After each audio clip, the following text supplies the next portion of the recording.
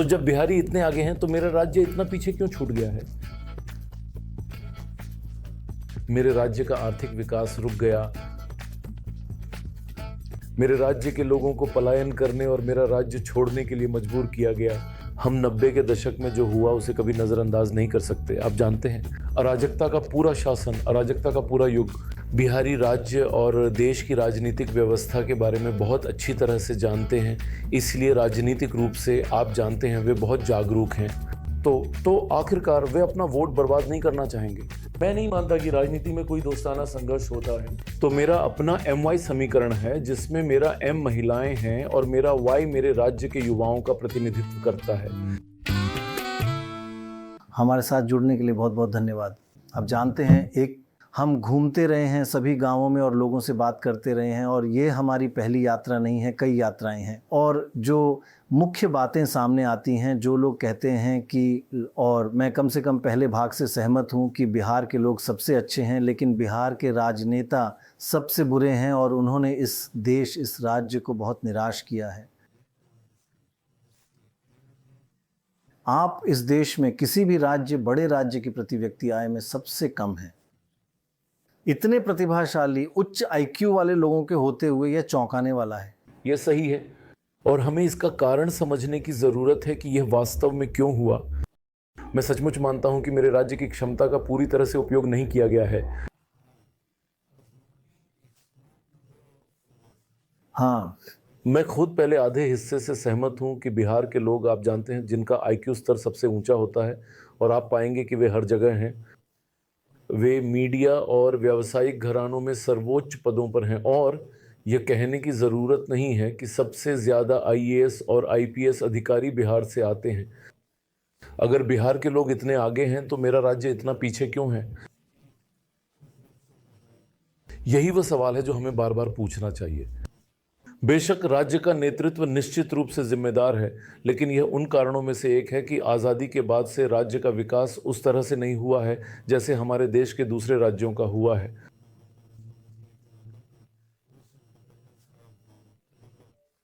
मैं ये भी मानता हूं कि सबसे बड़े कारणों में से एक संघीय ढांचे में अलग अलग सरकारें होना है। मेरे राज्य में विडंबना यह थी कि लगभग 27 वर्षों के निरंतर दौर में राज्य स्तर की सरकार केंद्र स्तर की सरकार से अलग थी। आज जब मेरे प्रधानमंत्री डबल इंजन सरकार की बात करते हैं तो मैं समझता हूं कि उनका वास्तव में क्या मतलब है, क्योंकि हम इसे देख रहे हैं। नहीं, माफ़ कीजिए, यह है। कोई बात नहीं, मैं आपको बताता हूँ क्यों। लेकिन ऐसे कई राज्य हैं, कई हैं, इस पर यह मेरा दृष्टिकोण। लेकिन कई राज्यों में राज्य स्तर पर स्थिति केंद्रीय स्तर से अलग है। बेशक मैं समझता हूं, और वे बहुत अच्छा करते हैं। मैं करता। ये आपके राजनेता का डांवाडोल रवैया है। नहीं, लेकिन आप जानते हैं, आत्म केंद्रित। सर, आजकल ये आकार ले रहा है। मतलब बंगाल को देखिए क्या हो रहा है। वहां के मुख्यमंत्री केंद्र सरकार द्वारा शुरू की गई किसी भी योजना से सहमत नहीं है। क्या वह अच्छा कर रहे हैं? नहीं, मैं कहीं भी। सर, जब आप ऐसा कहते हैं तो मैं वास्तव में इससे सहमत नहीं हूं। लेकिन फिर मेरा मतलब है, ये मेरा दृष्टिकोण है। आप जानते हैं कि हमारी संघीय संरचना में अगर दोनों सरकारें एकमत हों तो काम आसान हो जाता है। 2000 के दशक में हमने देखा कि जब केंद्र में UPA सरकार सत्ता में थी तो मेरे राज्य में NDA की सरकार थी। जैसे ही केंद्र में NDA की सरकार बनी, हमारे यहाँ महागठबंधन की सरकार थी। सबसे तेजी से विकसित हो रहे राज्य दक्षिण में हैं और वे सभी केंद्र से अलग हैं। सबसे तेजी से विकसित हो रहे राज्य, सर, उनके पास एक मजबूत आर्थिक आधार है जिसे मेरा राज्य कभी विकसित नहीं कर पाया। इसका एक महत्वपूर्ण कारण यह है कि हम जंगल राज के दौर में 1990 के दशक में जो हुआ उसे नजरअंदाज नहीं कर सकते। 1990 के दशक में जब प्रधानमंत्री नरसिम्हा राव के तहत इकोनॉमी का उदारीकरण किया जा रहा था, उस समय मेरे राज्य में सत्ता में बैठे नेता इसके लाभ का फायदा उठाने में विफल रहे। यही वे अनेक कारण हैं जिनकी वजह से मेरा राज्य आज भी पिछड़ा हुआ है। लेकिन फिर पिछले 1 साल से आत्मालोचनात्मक प्रधानमंत्री अपने तीसरे कार्यकाल की शुरुआत के बाद से 11 या 12 बार मेरे राज्य का दौरा कर चुके हैं, जो मेरा मानना है कि यह दिखाता है कि इसे कितना विशेष महत्व दिया गया है।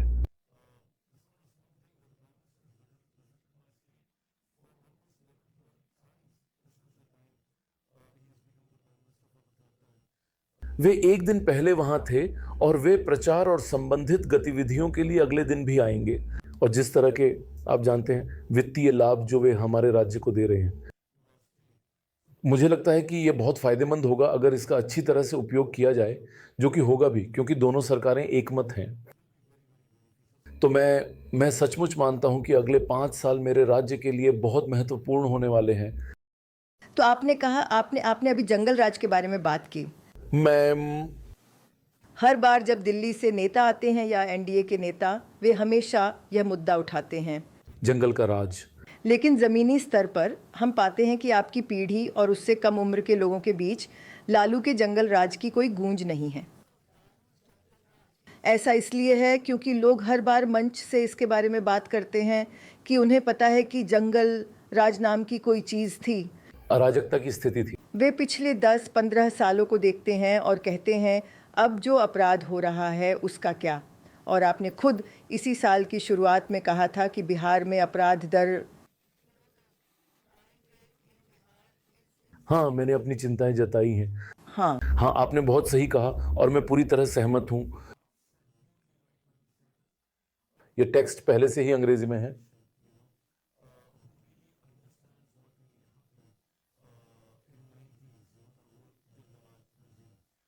जैसा कि आपने कहा, हमारे लिए इस बात पर जोर देना महत्वपूर्ण है क्योंकि युवा पीढ़ी, विशेष रूप से 2005 के बाद पैदा हुए पहली बार के मतदाता, ने हमारे राज्य के नेता के रूप में केवल वर्तमान मुख्यमंत्री नीतीश कुमार को ही जाना है।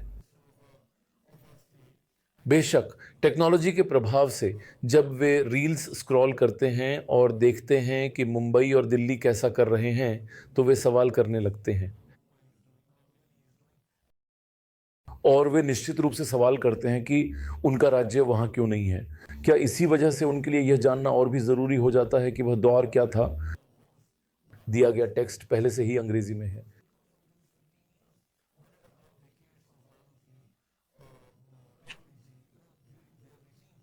चूंकि मेरे राज्य का आर्थिक विकास ठहर गया था, इसलिए इसके लोगों को पलायन के लिए मजबूर होना पड़ा। जब हम पलायन की बात करते हैं तो इसकी बड़े पैमाने पर शुरुआत उसी दौर में, उसी शासनकाल के दौरान हुई थी।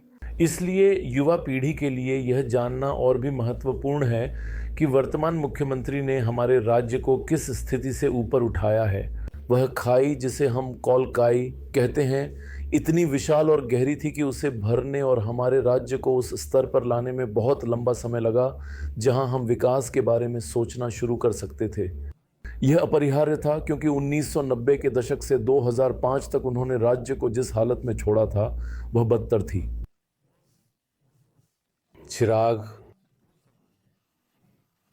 मेरा आपसे सवाल है,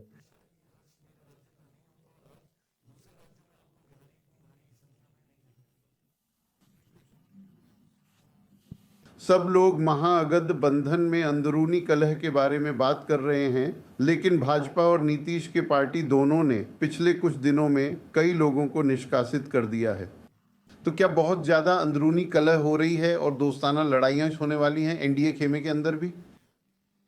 और क्या आपके अपने पार्टी के वे लोग जिन्हें टिकट नहीं दिया गया संभवतः आपके अपने उम्मीदवारों के खिलाफ चुनाव लड़ेंगे? यह फिर से एक सामान्य प्रक्रिया है जब आप एक गठबंधन सरकार का हिस्सा होते हैं।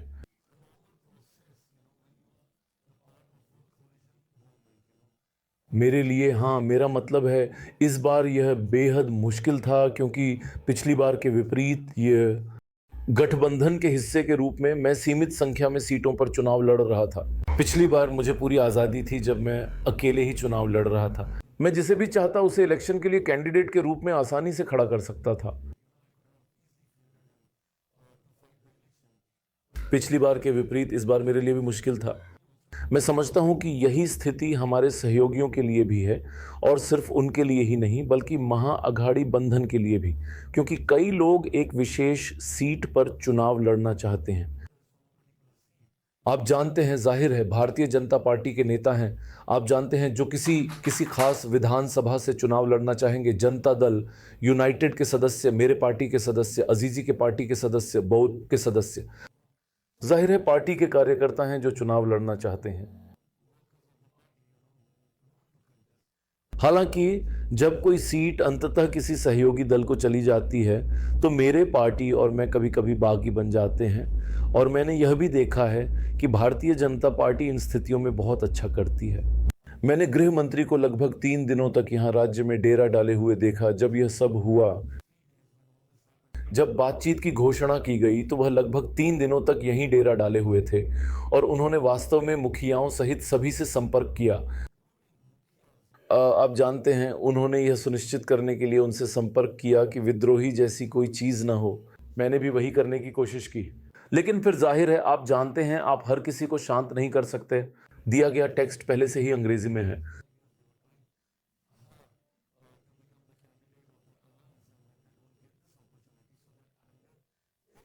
मैं समझता हूं और मैं उसका सम्मान भी करता हूं, लेकिन फिर जब आप किसी गठबंधन के तहत चुनाव लड़ते हैं तो ये सीमाएं होती हैं।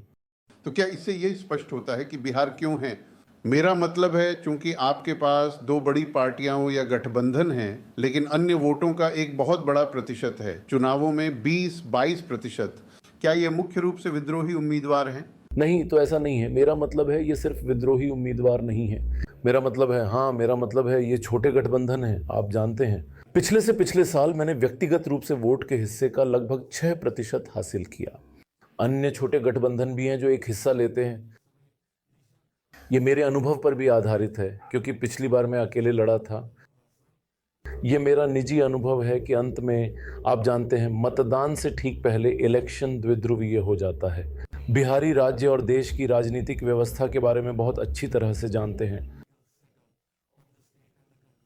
तो राजनीतिक रूप से आप जानते हैं वे बहुत जागरूक हैं, तो आखिरकार वे अपना वोट बर्बाद नहीं करना चाहेंगे।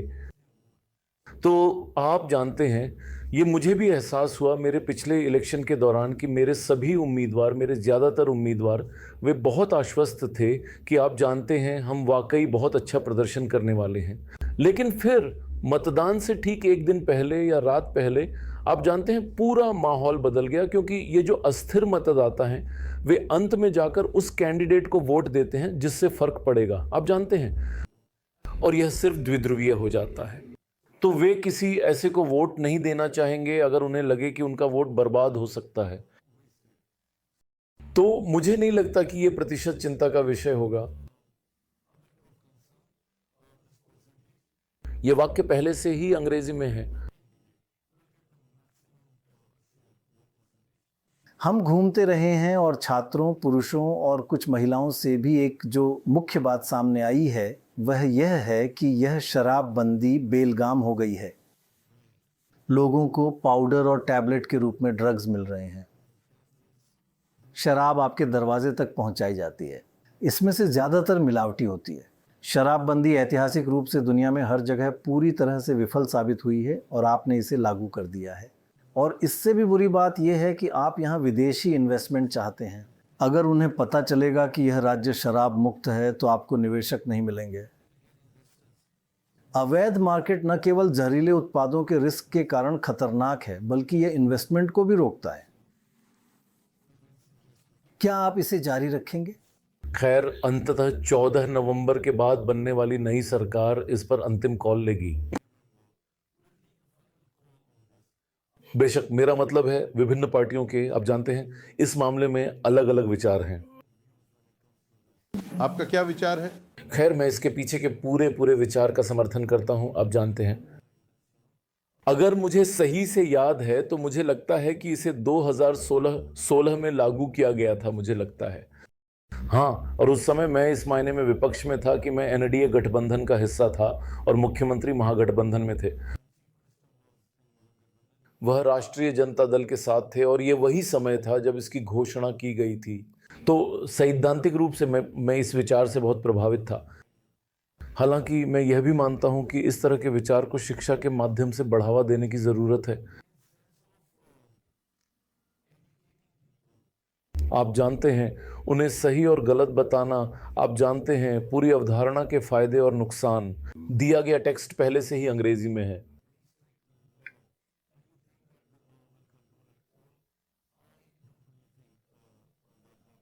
आप विफल रहे। हमें ऐसी घटनाओं की जानकारी है जहां पड़ोसी राज्यों से शराब की तस्करी की गई है। साथ ही राज्य के भीतर अवैध रूप से जहरीली शराब बनाए जाने के मामले भी सामने आए हैं।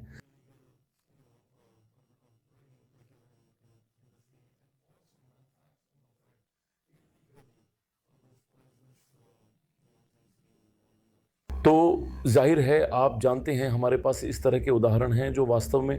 आपको क्या लगता है, क्या इसे जारी रहना चाहिए या इसे रोक देना चाहिए? खैर, या तो आप साथ हैं या आप बाहर हैं। जाहिर है हम बीच का रास्ता भी निकाल सकते हैं। हाँ, यह मेरे और मेरे पार्टी के लिए चिंता का विषय है और मुझे यकीन है कि इसका समाधान किया जाएगा जब मैं आखिरकार नीति निर्माण में शामिल हो जाऊंगा, क्योंकि अब तक मेरे पार्टी ने केवल राज्य सरकार का समर्थन किया है, केंद्रीय स्तर के विपरीत, और कभी इसका हिस्सा नहीं रहा है सिवाय उस संक्षिप्त अवधि के जब मेरे चाचा मंत्री थे।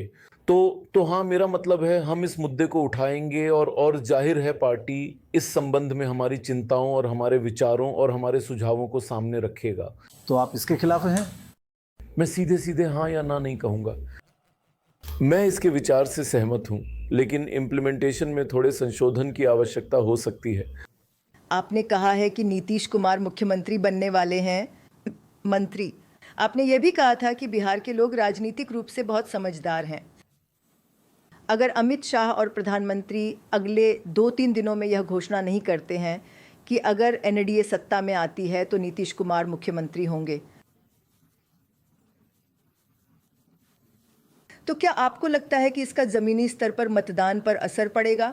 क्योंकि बिहार के लोगों में नीतीश कुमार के लिए बहुत बहुत सम्मान और प्यार है। मुझे नहीं लगता कि हमें इसे इतने शब्दों में कहने की ज़रूरत है। आप जानते हैं हम ये बात ज़ोर शोर से कहते आ रहे हैं, हम उनके नेतृत्व में इलेक्शन लड़ रहे हैं। आप जानते हैं, मेरा मतलब है, मैं समझता हूं जब गृह मंत्री कुछ कहते हैं, क्योंकि वे हमारे देश के सर्वोच्च संवैधानिक पदों में से एक पर हैं, उन्हें अपने शब्दों को लेकर बहुत सावधान रहने की ज़रूरत है, खासकर जब वे सहयोगियों वाली गठबंधन सरकार से निपट रहे हों। आप जानते हैं क्यों, अगर ये सिर्फ एक पार्टी होती तो वे आसानी से वो फैसला ले सकते थे और उसकी घोषणा कर सकते थे। आप जानते हैं, कई पार्टियों के शामिल होने के बावजूद मुझे लगता है कि मैसेज बिहार के लोगों तक साफ साफ पहुंचा दी गई थी। पिछला इलेक्शन जहां मुख्यमंत्री की पार्टी ने तुलनात्मक रूप से कम सीटें जीती, इसका एक सबसे बड़ा उदाहरण है। फिर भी उन्हें मुख्यमंत्री बनाया गया क्योंकि उनसे यही वादा किया गया था। लेकिन ये साफ नहीं किया गया है। उन्होंने इसे इतने शब्दों में नहीं कहा है और लोग इसी का इंतज़ार कर रहे हैं। लेकिन मुझे सच में नहीं लगता कि आपको इसे इतने शब्दों में कहने की ज़रूरत है। बिहार की जनता जानती और समझती है और हम इसे बार बार दोहराने के लिए यहाँ हैं, जितनी बार विपक्ष सुनना चाहे। लेकिन चिराग, मेरा शिखा ने जो पूछा उसी से रिलेटेड सवाल है। मेरा ये कहना है कि 2020 का आपने रेफरेंस पॉइंट दिया, लेकिन 2020 के जो नीतीश कुमार थे वो एक प्रेस कॉन्फ्रेंस में बैठ के 20 सवालों का जवाब देते हैं, और आज के नीतीश कुमार 2 सालों से मीडिया के सामने रूबरू हुए ही नहीं।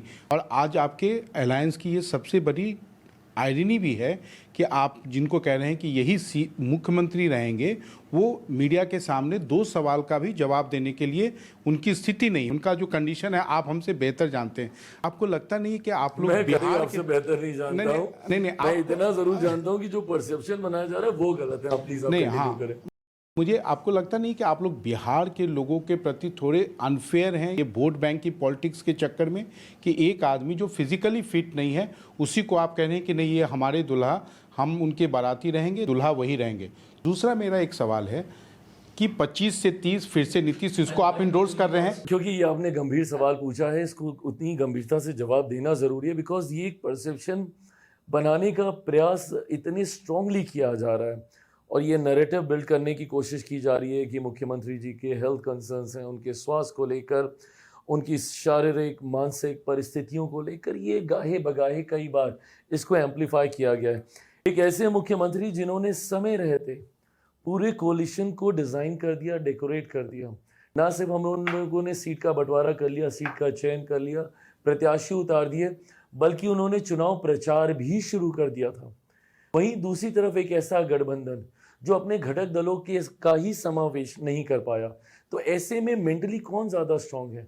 ये मुख्यमंत्री ज़्यादा स्ट्रांग है जो कि चुनाव प्रचार में भी उतर गए, जब तक ये लोग एसी कमरे में बैठे अभी तक सीटों का बंटवारा ही कर रहे थे, and then eventually they had to come out with an idea of friendly fight. मैं नहीं मानता कि राजनीति में कोई दोस्ताना संघर्ष होता है। There is nothing called as friendly fight, either you are friends और you are fighting with each other. और उसके रिपरकशंस आपको दूसरी, उदाहरण के तौर पे एक जिले में मान लीजिए कि 6 विधानसभा हैं और आप एक विधानसभा में कांग्रेस और राजद एक दूसरे के खिलाफ लड़ रही है। मैं तो उस जिला अध्यक्ष की भूमिका को समझना चाहूंगा कि एक जगह जाके दूसरे दल के नेता को गाली देगा और 5 जगह जाके वहीं पे उनका समर्थन मांगेगा। नहीं होता है ऐसा।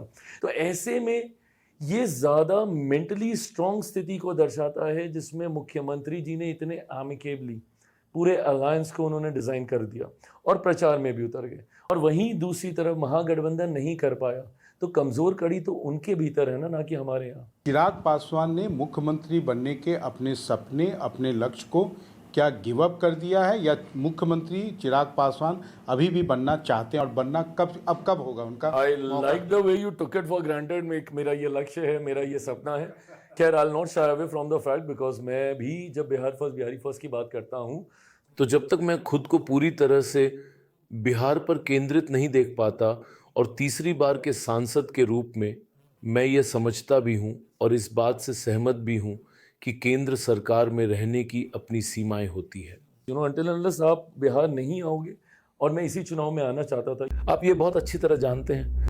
मैं आना चाहता था बट नेगोशिएशंस इतने डिले हुए कि नहीं हो पाया। लेकिन हाँ, आज के दौर में, और क्योंकि मैं ध्यान में भी बहुत विश्वास करता हूँ, वर्तमान क्षण पर ध्यान केंद्रित करना ज़्यादा ज़रूरी है। भविष्य में क्या है जब समय आएगा तब देखा जाएगा। पर दिन आज की तारीख में जब हम लोग विधानसभा चुनाव प्रचार 2025 का हम जिक्र कर रहे हैं, तो इस लम्हे में अपने आप को केंद्रित करते हुए ना सीएम की कोई वैकेंसी है, ना मेरी कोई दावेदारी है। एक अलाय के तौर पे मेरी अहम भूमिका है जिसको मैं निभाने का प्रयास कर रहा हूँ। आपने अपनी 20% सीटें महिलाओं या उम्मीदवारों को दी हैं, उनमें से 6 या 6 होगा। गठबंधन महिलाओं को पैसे और अन्य उपहार देने पर बहुत ध्यान केंद्रित कर रहा है। क्या एक गठबंधन के रूप में महिलाएं आपके कैंपेन का केंद्र हैं, और क्या आप इसे कुछ ऐसा देखते हैं जो आपको जीत दिलाएगा? बेशक महिलाएं आधी आबादी का प्रतिनिधित्व करती हैं, न केवल मेरे देश में बल्कि पूरी दुनिया में।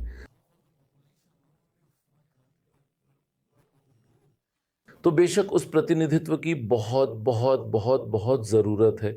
और जब मैं अपने समीकरण की बात करता हूं, जब मैं उस तरह के संयोजन की बात करता हूं जो मैं बिहार की राजनीति में आगे बढ़ते हुए अपने लिए देखता हूं, वह मेरे एमवाई समीकरण का है। आप जानते हैं कि हमने अन्य पार्टी राष्ट्रीय जनता दल का एमवाई समीकरण देखा है, और यह मुझे सचमुच आश्चर्यचकित करता है कि एक युवा नेता बिहार विधानसभा में विपक्ष के नेता जैसा कोई, मेरे छोटे भाई तेजस्वी, आप जानते हैं, जब वह अभी भी इसके बारे में बात करते हैं, राजनीति की रूढ़िवादी शैली के बारे में, आप जानते हैं एमवाई समीकरण के बारे में बात करते हैं, जहां एम पूरी तरह से सांप्रदायिकता का प्रतिनिधित्व करता है और वाई पूरी तरह से जातिवाद का प्रतिनिधित्व करता है, आप जानते हैं। तो मेरा अपना एमवाई समीकरण है जहां मेरा एम महिलाओं के लिए है और मेरा वाई जाति की रेखा से परे मेरे राज्य के युवाओं का प्रतिनिधित्व करता है। जाति, सांप्रदायिकता, हर चीज़ की सभी बाधाओं को मिटाते हुए मैं चाहता हूं कि मेरे राज्य के सभी युवा बिहार फर्स्ट, बिहारी फर्स्ट के विचार के लिए मेरे साथ एकजुट हों। मेरे राज्य की महिलाएं मेरे साथ एकजुट हों बिहार फर्स्ट के विचार के लिए। तो ये मेरा एमवाई समीकरण है। लोकसभा में भी आप जानते हैं, जब मैं बहुत सीमित संख्या में सीटों पर चुनाव लड़ रहा था, मुश्किल से 5 सीटें, लेकिन मैं वास्तव में खुश हूं और मुझे बहुत गर्व महसूस होता है कि उन 5 सीटों में से 2 महिला उम्मीदवारों को दी गई और उनमें से 4 युवा थे। तो मेरा समीकरण बरकरार रहता है और इसी तरह मैं खुद को आगे बढ़ते हुए देखता हूँ। आप प्रशांत किशोर और इस बार उनके प्रभाव के बारे में क्या सोचते हैं? तो हाँ, मेरा मतलब है कि वह प्रभाव डालने की पूरी कोशिश कर रहे हैं। और फिर मेरा मतलब है कि हालांकि मैंने उनकी कार्यशैली पर बहुत ज़्यादा ध्यान नहीं दिया है, लेकिन फिर भी क्योंकि मैं 5 साल पहले खुद को ऐसी ही स्थिति में देखता हूँ, आप जानते हैं जब मैं अकेले चुनाव लड़ रहा था और मेरी विशाल सभाएं होती थीं और मेरे रोड शो वगैरह में यह आप जानते हैं भारी उत्साहपूर्ण भीड़ होती थी। मनीष भाई ने भी ये सब देखा है। तो हाँ, मुझे भी बहुत विश्वास था कि आप जानते हैं मैं जितना मैंने किया था उससे कहीं बेहतर प्रदर्शन करूंगा। मुझे सिर्फ एक सीट मिली और अंततः उस व्यक्ति ने भी मेरा पार्टी छोड़ दिया। मैं उम्मीद कर रहा था कि मैं जितना किया उससे कहीं बेहतर प्रदर्शन करूंगा, जो मुझे मेरे पिछले मुद्दे पर वापस लाता है कि इलेक्शन अंततः द्विध्रुवीय हो जाता है, क्योंकि बिहार के लोग इस बात से अच्छी तरह वाकिफ हैं कि वे अपना वोट बर्बाद नहीं करना चाहते। तो मैं श्री प्रशांत को उसी मंच पर देखता हूं, आप जानते हैं, जहां उन्हें बहुत वाहवाही मिल रही होगी और बहुत भीड़ जमा हो रही होगी और ऐसी ही चीज़ें, लेकिन फिर अंततः जब वोट डाले जाएंगे तो वे या तो महागठबंधन के लिए होंगे या एनडीए के लिए। दिया गया टेक्स्ट पहले से ही अंग्रेजी में है।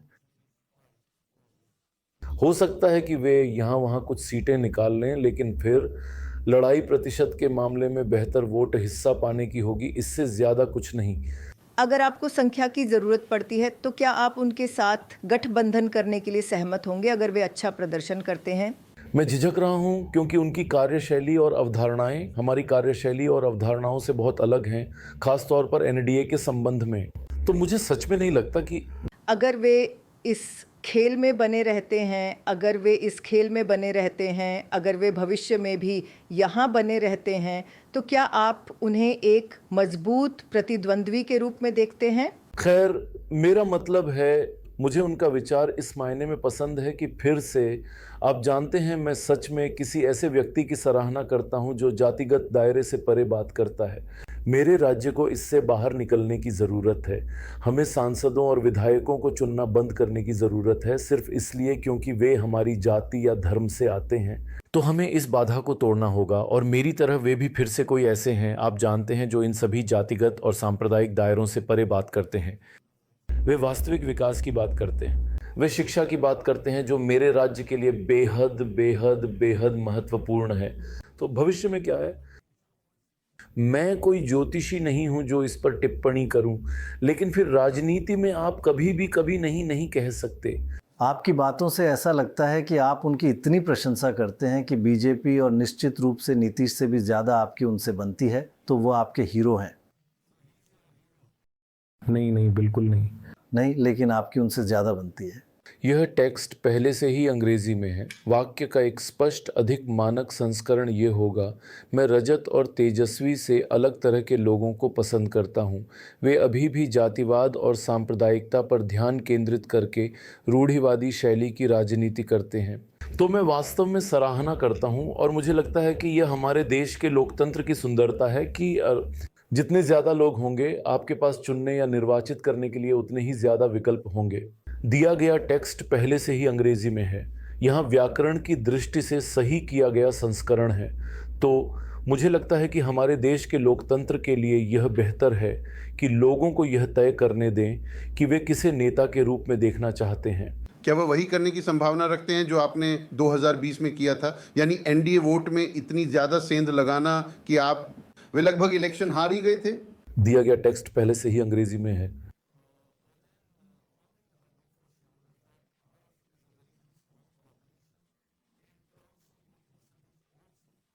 हम पांचों एक साथ, सभी पांचों पार्टियां एक बहुत बहुत मजबूत संयोजन है, और जो बात मेरे विश्वास को मजबूत करती है वह उस तरह का परिणाम है जो हमने उपचुनावों के दौरान देखा।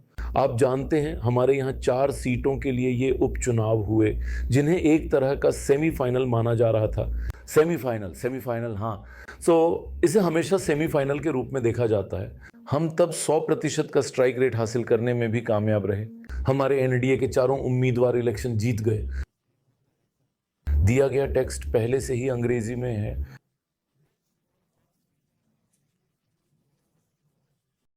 जैसे बेलागंज उदाहरण के लिए, आप जानते हैं पिछले 34 सालों से वो सीट कभी एनडीए के पास नहीं आई।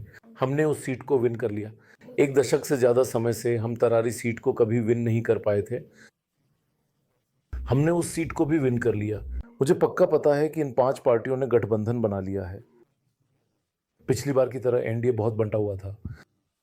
दिया गया टेक्स्ट पहले से ही अंग्रेजी में है। पिछली बार मैं अलग लड़ा था और उपेंद्र कुशवाहा दूसरे गठबंधन में अलग लड़ रहे थे, लेकिन इस बार हम सब साथ हैं और एक तरह का बंटा हुआ महागठबंधन है, आप जानते हैं, फ्रेंडली फाइट की अवधारणा के साथ। उस स्थिति में अगर हम सिर्फ विन करके सरकार बना भी लेते तो भी मेरा मानना है कि आज हम बहुत सहज स्थिति में हैं। आपका बहुत बहुत धन्यवाद। आपका बहुत बहुत धन्यवाद।